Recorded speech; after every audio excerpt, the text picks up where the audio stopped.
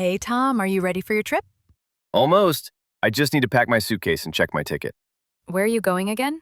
I'm flying to Paris tomorrow morning. That's exciting! Are you going by plane? Yes, my flight is at 8 a.m. from the main airport. Don't forget your passport and your phone charger.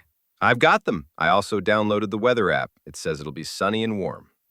Lucky you. It's cold and raining here. I know. I packed my sunglasses, a hat, and a light jacket. What will you do in Paris? First, I'll visit some museums and art galleries. Then I'll take a boat tour on the river. That sounds amazing. Are you going alone? No, I'm meeting my cousin there. He studies at a university in Paris. Cool. Do you speak French? A little. I can say hello, thank you, and ask for direction. That's helpful. Where will you stay? In a small hotel near the city center.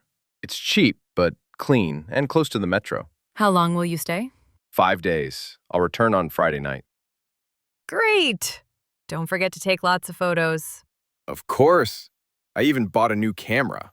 What about food? Will you try French dishes? Definitely. I want to eat croissants, cheese, and drink real coffee.